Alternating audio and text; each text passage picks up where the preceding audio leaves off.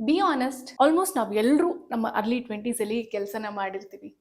ನಮ್ಮ special ಪರ್ಸನಿಂದ message ಬಂದಿದೆಯಾ ಇಲ್ವಾ ಅಂತ ಪದೇ ಪದೇ ಫೋನ್ ಚೆಕ್ ಮಾಡೋದು, ಅಥವಾ ನಾವು ಕಳಿಸಿರೋ ಮೆಸೇಜ್ಗೆ ಇನ್ನೂ ಯಾಕೋ ಅವ್ರು ರಿಪ್ಲೈ ಮಾಡಿಲ್ವಲ್ಲ ಅಂತ ಅಪ್ಸೆಟ್ ಆಗೋದು, ಅಥವಾ ಎವ್ರಿ ಟೈಮ್ ನಾವೇ ಅವ್ರಿಗೆ ಫಸ್ಟ್ ಪಿಂಗ್ ಮಾಡೋದು.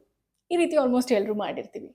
ಬಟ್ ಒಂದಿನ ಜ್ಞಾನೋದಯ ಆಗುತ್ತೆ, ಓ ವೇಟ್, ಈ ರಿಲೇಷನ್ಶಿಪ್ ಇನ್ನೂ ಉಳ್ಕೊಂಡಿದೆ ಅಂತ ಅಂದರೆ ಅದು ನಾನು ಹಾಕ್ತಿರೋ ಎಫರ್ಟ್ಸಿಂದ ಮಾತ್ರ. ನಾವಿಬ್ಬರು ಕಾಂಟ್ಯಾಕ್ಟಲ್ಲಿ ಇದ್ದೀವಿ ಅಂತ ಅಂದರೆ ಅದು ನಾನು ತಗೊಳ್ತಿರೋ ಇನಿಷಿಯೇಟಿವಿಂದ ಮಾತ್ರ ಅಂತ.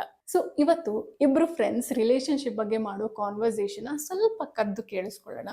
ಒಬ್ಳು ಲವ್ ಬಗ್ಗೆ ಸಿಕ್ಕಾಪಟ್ಟೆ ಕನ್ಫ್ಯೂಸ್ ಆಗಿದ್ದಾಳೆ ಆ್ಯಂಡ್ ಇನ್ನೊಬ್ಳು ಬ್ರೂಟಲಿ ಆನೆಸ್ಟ್ ಆಗಿದ್ದಾಳೆ. And let's name them Swati and Anu. I am sure ಇಬ್ಬರಲ್ಲಿ ಒಬ್ರಂತೂ ನಿಮಗೆ ಸಿಕ್ಕಾಪಟ್ಟೆ ರಿಲೇಟ್ ಆಗ್ತಾರೆ, or maybe both. Let's welcome the girls.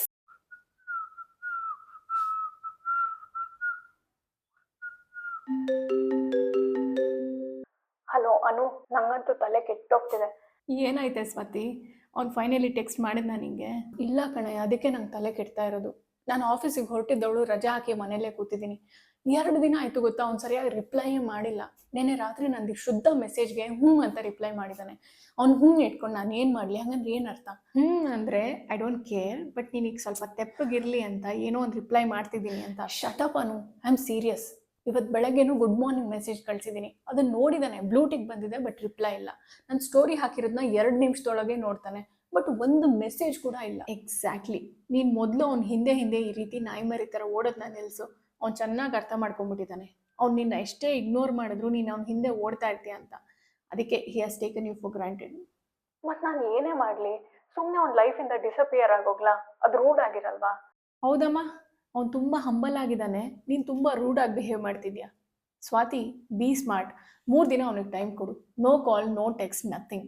At least ಎಲ್ಲೋದ್ಲಪ್ಪ ಇವಳು ಅನ್ನೋ ನಿನ್ನ ಆಬ್ಸೆನ್ಸ್ ಆದರೂ ಅವನಿಗೆ ಫೀಲ್ ಆಗುತ್ತಾ ಅನ್ನೋದನ್ನ ಅರ್ಥ ಮಾಡ್ಕೊ. 3 ದಿನನ?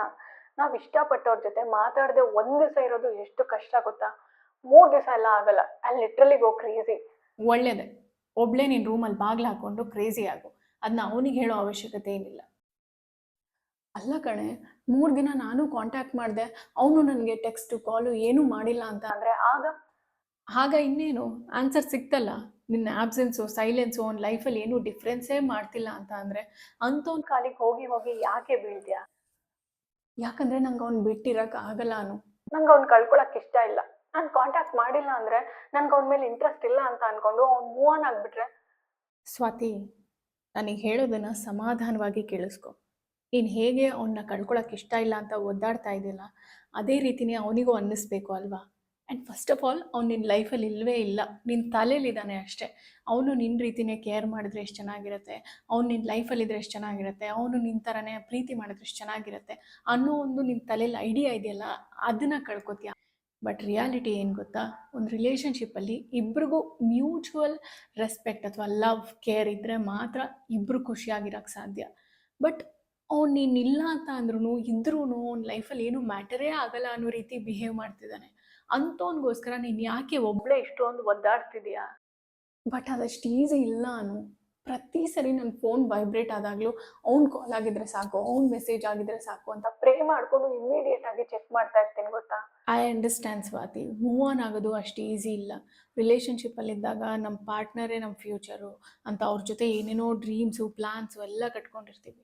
ಬಟ್ ನಮ್ಮ ಫ್ಯೂಚರಲ್ಲಿ ಅವರೇ ಇಲ್ಲ ಅಂತ ಅಂದಾಗ ಅದನ್ನ ಅಕ್ಸೆಪ್ಟ್ ಮಾಡ್ಕೊಳ್ಳೋದು ತುಂಬಾ ಕಷ್ಟ ಆಗುತ್ತೆ. ಅದಕ್ಕೆ ಟೈಮ್ ಹಿಡಿಯುತ್ತೆ, I agree. But that's exactly the test.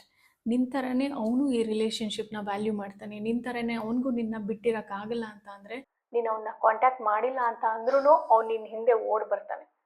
But ಹಾಗೆ ಬಂದಿಲ್ಲ ಅಂದರೆ? ಸ್ವಾತಿ, ನಿನಗೇನೇ ಕಡಿಮೆ ಆಗಿರೋದು? ಈಗಿನ ಕಾಲದಲ್ಲಿ ಹುಡುಗಿರು ಈಗೋ, ಆ್ಯಟಿಟ್ಯೂಡು, ಆ್ಯರೋಗೆನ್ಸು ಅಂತ ಹುಡುಗರನ್ನ ಹೇಗೆ ಅಲಿಸ್ತಿರ್ತಾರೆ ಗೊತ್ತಾ? ನಿನ್ನ ಥರ ಹುಡುಗಿ ಸಿಗಬೇಕು ಅಂದರೆ ಯಾವುದೇ ಹುಡುಗನಾದರೂ ಪುಣ್ಯ ಮಾಡಿರಬೇಕು.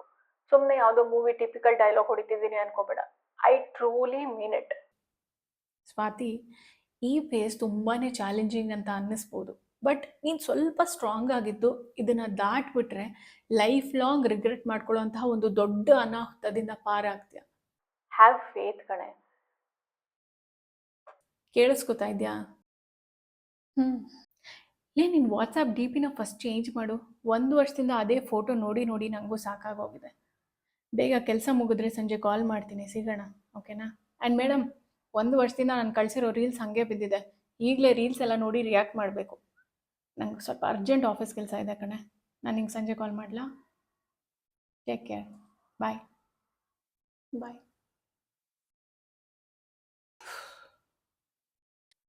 You see what happened? Swati's love was the classic example for toxic attachment.